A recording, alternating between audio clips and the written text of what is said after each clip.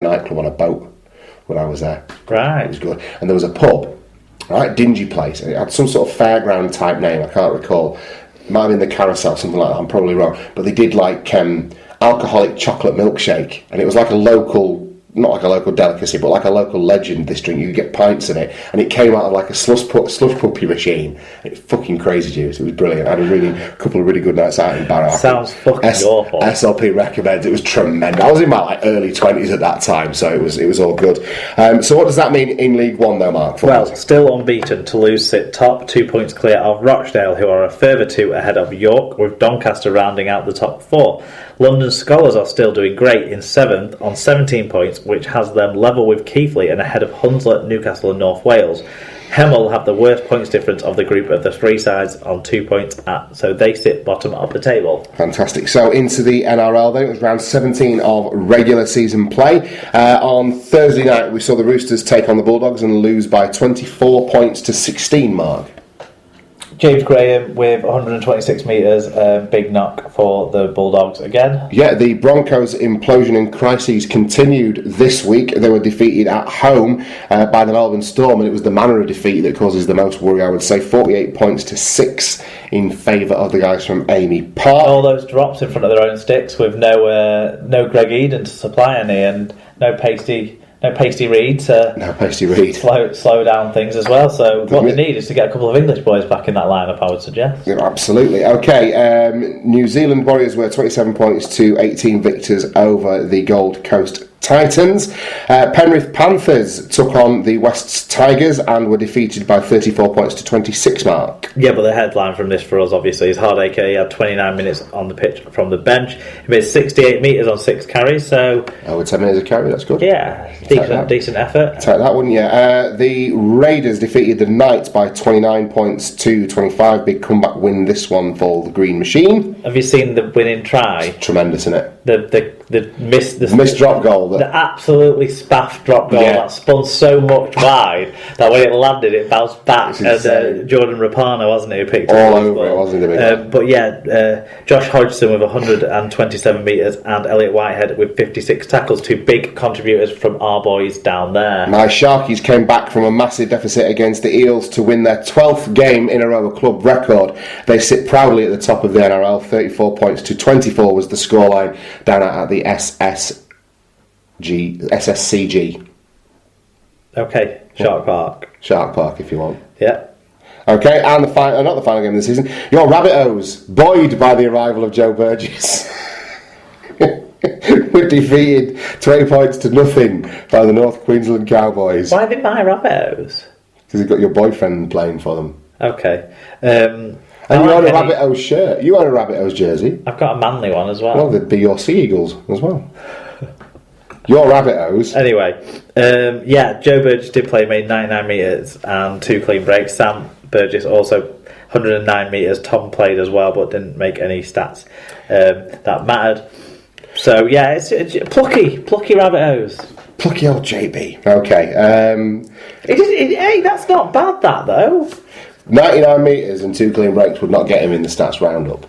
It would just. If we were really working hard, it would. If he wasn't on Britwatch, that wouldn't stats roundup make. Okay, final game of the weekend in the NRL then was played out on Monday evening for our Australian friends. It was the Manly Seagulls 36, St George Illawarra Dragons 6, Mark. Yes, and the lesser spotted Burgess. Yeah. Luke, who knew that Luke Burgess was still around?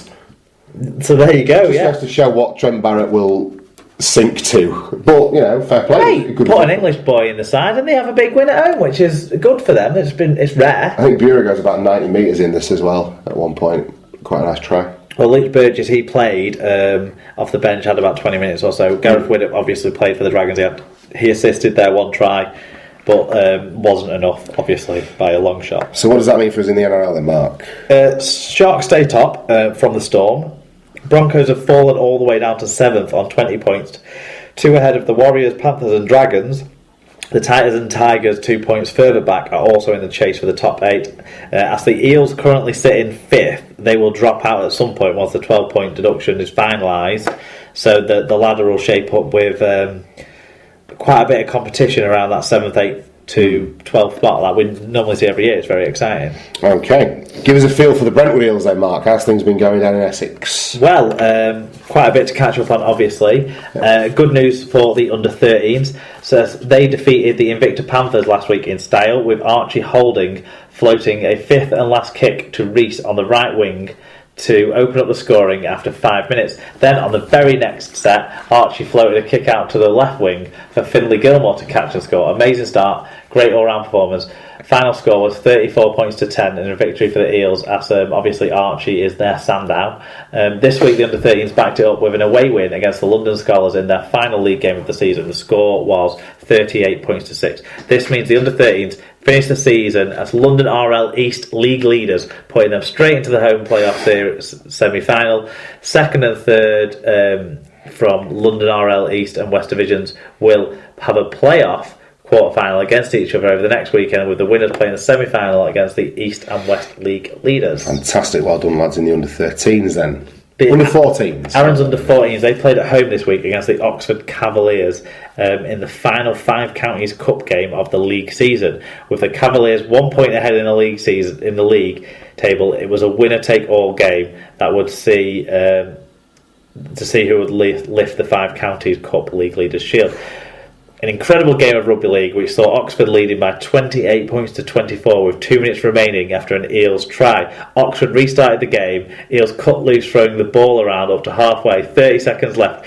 They went left, then right, think wide to west. Why does it have to bring that up? 5 passes at pace, through hands, created the overlap, drew the man, released the pass to Alfie Wall on the wing, who took it at pace to go clear, whistle, forward pass. Game over. Oh, that's disappointing. So close, but I wish wide to west had ended that way. Fucking Chris Joynt. Don't fucking get me started on Chris Joynt. Final score: Oxford 28, Brentwood 24, which saw the Cavaliers finish top of the ladder and lift the shield. Fair enough. The Eels' tries were from Albert, Smith, Gray, Davis and Chapman. A big crowd watched this game, and from the feedback Aaron received, it made a lot of people in the South who haven't seen the game live before realise how exciting and amazing the sport can be. The good news is that these two teams will do it all again next week in the 5 Counties Cup Final at Tilsley Park in Abingdon as a curtain raiser to the Championship 1 game between Oxford RL and Gloucestershire Allgold. Oh, fantastic. Ollie Smith got in touch with us as well and told us that this is the Oxford RL Family Day. Mm-hmm. So anyone in the area who, you know, in the southwest or in the southeast, you can sort of get to Oxford quite easily down the whatever. It's quite a well connected part of the world, isn't it? Really, yeah. But get over to the game, watch the boys. Sorry, Oliver. Sorry, Oxford Cavaliers. Sorry to John and all you guys, but. Come on the Eels. Absolutely. And then more good news for the Eels under 15s finally. We're back-to-back wins against North Hertfordshire Crusaders and the Richmond Warriors. Hertfordshire? Whatever. That saw them finish third and secure a quarter-final playoff game against the Rutlish Raiders next weekend. So good luck to those boys too in their playoffs. I don't think I had a pint of Rutlish Raider the other week. Fantastic. Congratulations and thank you again to Aaron for getting in touch with us. Right, that's the world of Rugby League well and truly covered. Let's take a look into the future now as we bring you our predictions for round 21 of Super League.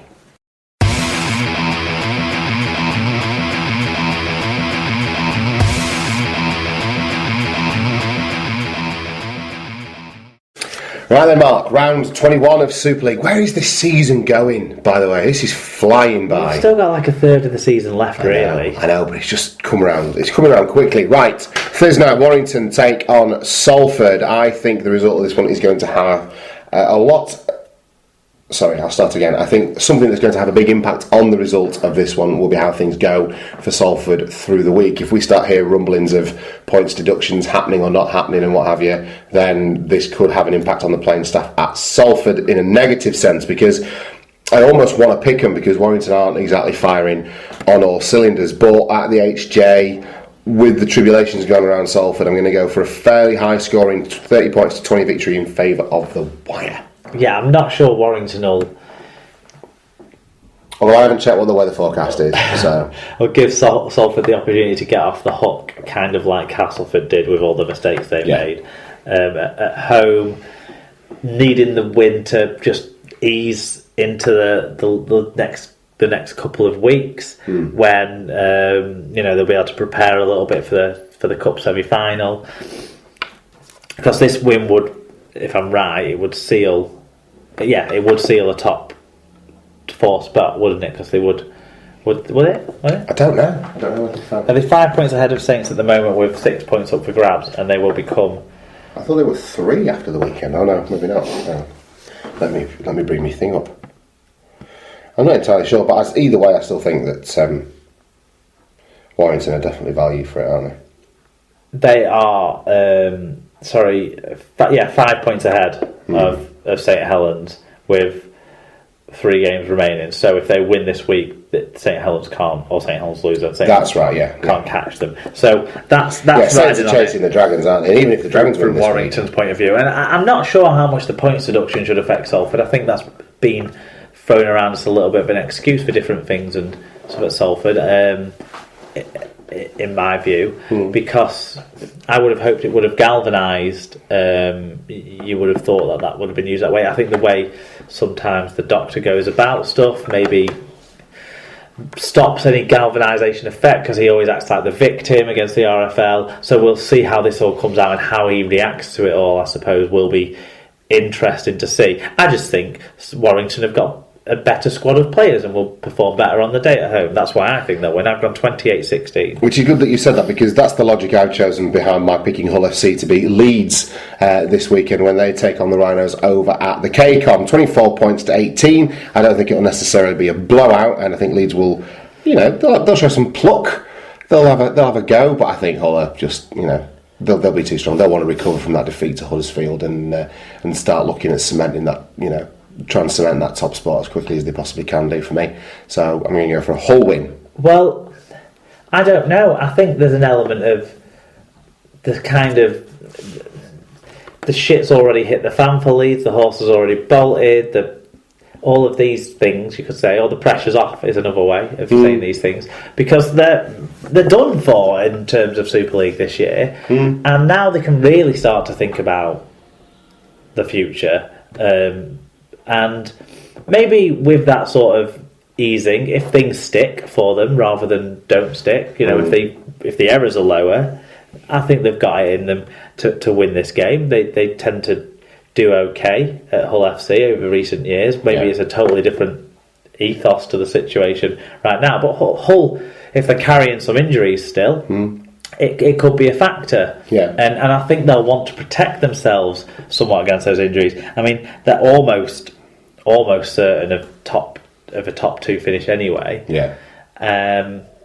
In going into the next phase, and then they can go again.